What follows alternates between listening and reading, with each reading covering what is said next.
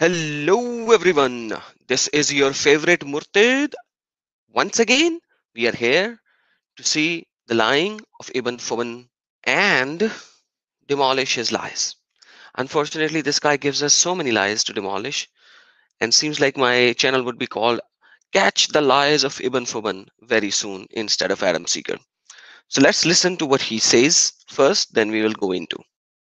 This is why the leader of the faithful, Umar bin al-Khattab, may Allah be pleased with him, demanded his well-known conditions be met by the Christians, that we will neither erect in our areas a monastery, church, we will not imitate their clothing, caps, turbans, or ride on saddles, hang swords on the shoulders, collect weapons of any kind, or carry these weapons.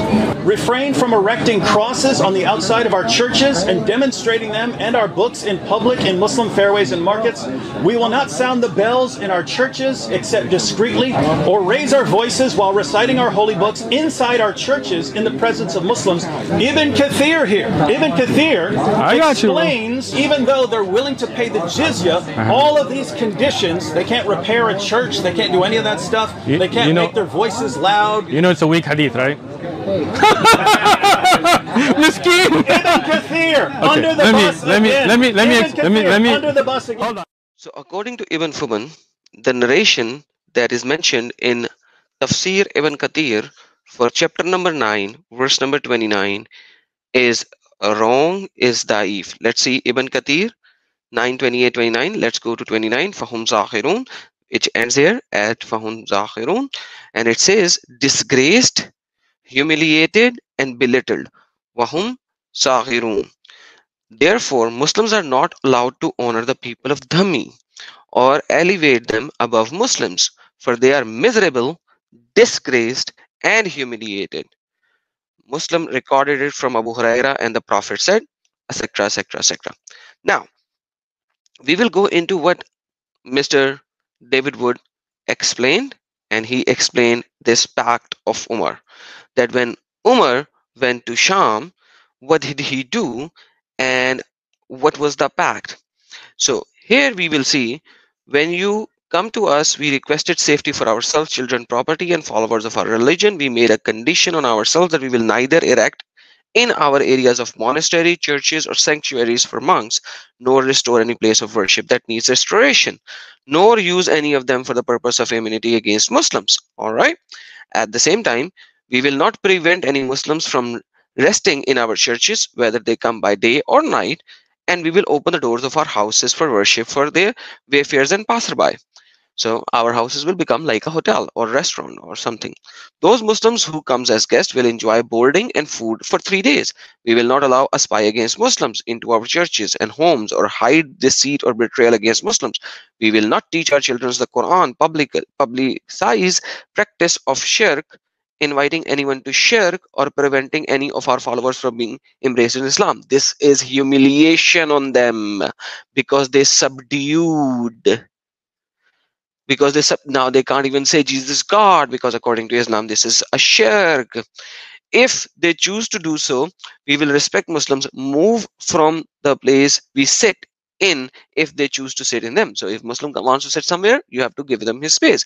We will not imitate their clothing, caps, turbans, sandals, hairstyles, speech, nicknames, title names, or ride on saddle, hanging sword on the shoulder, collect weapons of any kind, carrying these weapons. We will not encrypt our stamps in Arabic or sell liquor. We will have the front of our hair skirt, wear the customary clothes. Wherever we are, wear belts around our waist, refrain from erecting crosses on the outside of our churches, demolish and demonstrating them and our books in public in Muslim wayfare. So no cross on the Bible, no cross on the church, and etc., etc. We will not sound the bells of our churches except discreetly, or raise our voices while reciting our holy book inside our churches, so that Muslim will not be able to hear it in the presence of Muslims. Nor raise our voices with the prayer of our funerals, or light torches in the funeral processing in the wayfare of Muslims or their markets. We will not bury our deads next to Muslim deads, or by servants who are captured by the Muslim. We will be guide for Muslims and remain from breaching their privacy in their homes, etc., etc., etc. This is the pact of Omar that he made with the people of Sham that he captured. Now, he explicitly said this is a Daief hadith. Now, let's go to our favorite uh,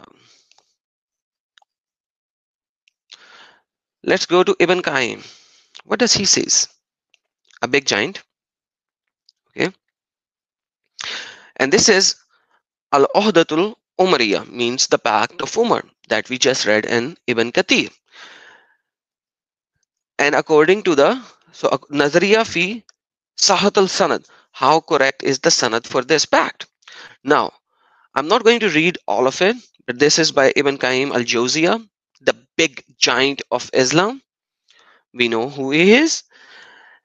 He describes three different matan of this ahadith from three different and chain of narrations. Three. He describes three of them.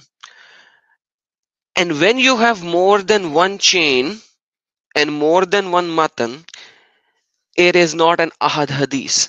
And when it is not an ahad hadith, even if one chain has a liar or somebody that you do not acknowledge, you do not destroy the hadith. That's what he is saying here.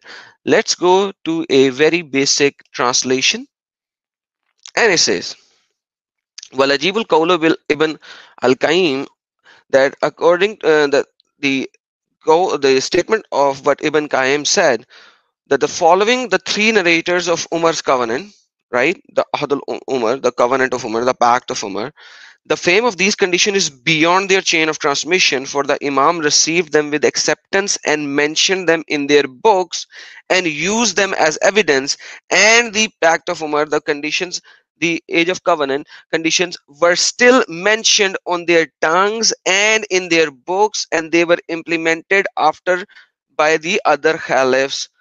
So the caliphs after the Umar used this, plus the people were narrating this, plus even though that they have three different chains and the matans are so similar with just a little bit of exception, hence he said this is correct and we have to follow it.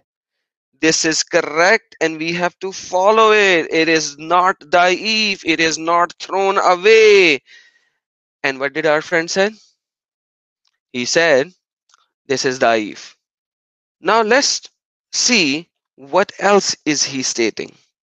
And that is why when we want to study how to implement fiqh, we don't go to Ibn Kathir, right? We go to books of fiqh and we go to those scholars who specialize in the implementation, the fiqh of it. Ibn Kathir, he was not explaining fiqh here.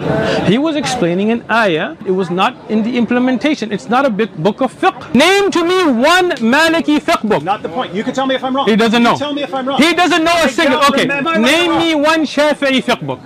Just answer. Name me one Hanafi fiqh book. Name me one Hanbali fiqh book. Name me one Zahiri fiqh book. You don't know a single fiqh book's name.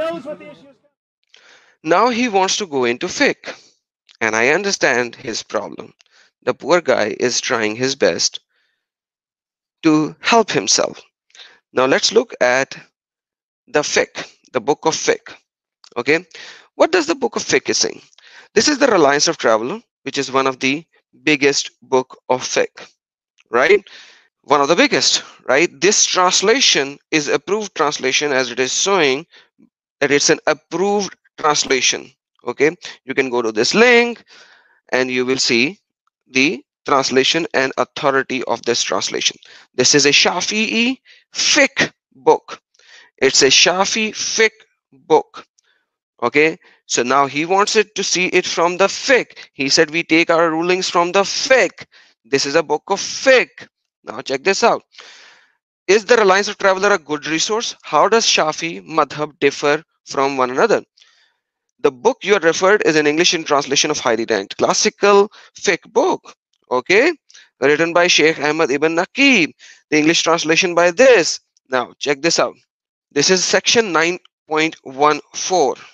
Okay, how should we deal with the captive of war according to Khalif, is taken captive. The Khalif considers the interest of the Islam and the Muslims and decides between the prisoner death, slavery, release without paying anything or ransom anything. So Khalif can decide. If the prisoner becomes a Muslim, before the Khalif choose any of the four alternatives, then he may not be killed. And one of the other three alternatives is chosen. Means what?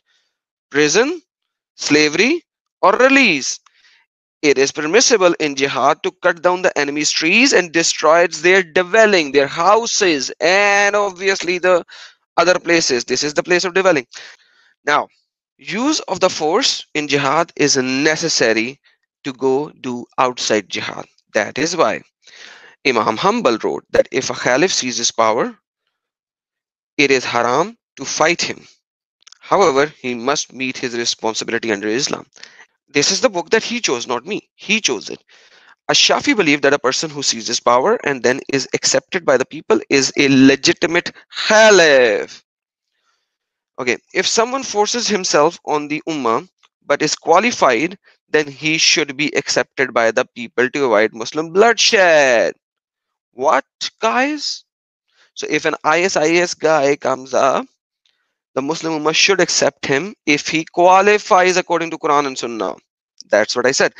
Now we talk about Jazia, that from Zahirun that we read. Ibn Abbas reference capitation text in red is a piece of punishment inflicted upon the infidels on the account of their infidelity, which whereas it is tamed Jazia. So by the way, this is Hadaya, another Islamic fiqh book. This is section 11.5. Non-Muslim subjects are obligated to comply with the Islamic rules that pertain to the safety and intimacy of life, reputation, and property. In addition, they are penalized for committing adultery or theft, though not for drunkenness, are distinguished from Muslims in dress wearing a white cloth belt. If you wear a white cloth belt, that's where did we read that? Oh, in the Pact of Umar. And are not greeted with Assalamu alaikum. Put them on the narrow path. Where? Pact of Umar. Must keep to the side of the street. Pact of Umar.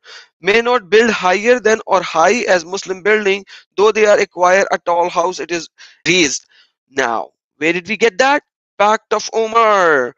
Are forbidden to openly display wine or pork, to ring the church bell, or display crosses, recite the Torah, or inveigle aloud or make public display of their funerals and fast days. Where did we read all that? In Ibn Kathir 929. What did he say? Show me in the fiqh book. What are we showing? The fiqh book. Section 11.5. Do you want to see more? If a non-Muslim subject to Islamic State refused to conform to the rules of Islam or to pay to the non-Muslim pool tax, which is Jazia, the humiliation tax, we are back in Reliance of Traveler, section 11.9, then their agreement with the state has been voided. Bye-bye, ta-ta. Now what will happen? When the subject agreement with the state has been voided, the Caliph chooses between the four alternative methods above in the connection with the prisoner of war. Go back. What? Fight, kill, enslave. By the way, this presentation is a part of presentation given to me by our brother Lloyd. Subscribe to his channel. So guys, this is the book of Hadaya. Once again, that I was talking about. I will show you how important this book is. This is volume 1. Let's go to the section where we have to go. 307. If we conquer the territory, then his real property, lands and building, are fay booty. What do we do in page number 319? If they take a slave prisoner and a man buys him from 1000 dirhams, but they take him prisoner again, moving to Darul Harab, where another man buys him for 1000 dirham, then the first master does not have the right to take him from the second buyer by paying the price, because imprisonment did not take place during the ownership. The first buyer may take him from the second on the paying the price, because imprisonment took place during the ownership. They are after the first master to take him by paying 2000 dirhams if he likes. What are we talking about, guys? We are talking about humans. Humans who are the capture of war. They are being sold, bought as carrots. Islam abolished slavery, guys. Remember, Islam abolished slavery. This is how Islam abolished slavery, guys. Now, let's go to page 339. What should we do? Rights and duties of the Dhammis. What Dhammis? It is not permitted to construct new synagogues and churches within the Darul Islam due to the words of Prophet Muhammad. So, no buildings. What did he say? Show me the book of fiqh. What are we showing? The book of fiqh. Now, let's go to page number 352. If a child is found in one of the cities of Muslims or in one of the villages and a dhammi claims it, means the person who is paying jizya, the paternity of the child is assigned to him, but the child is a Muslim. What? What? This is based upon isnad because the claim includes parenty, which is beneficial for the minor. Now, even the child custody, a lost child, if your child gets lost, basically some Muslim captures him and then you will say, oh no, this is my child. This is a Muslim child. You want to impose all of that? You want to do this fake part on me? You want to run to fake? You see how dirty, disgusting, demolishing, demonized the fake is? You want to go to fake? Hadaya. The Hadaya is a classical book of Islamic jurisprudence for the Hanafi fiqh. Hanafi fiqh. Did you see? Did you say Imam Hanifa, Abu Hanifa? Fiqh. Hadaya. Showed you. Okay. So, Reliance of the Traveler and the Tools of the Worshipper, by its shortened title, Reliance of the Traveler, is a classical manuscript of fiqh for the Shafi school. I showed you from the Shafi school.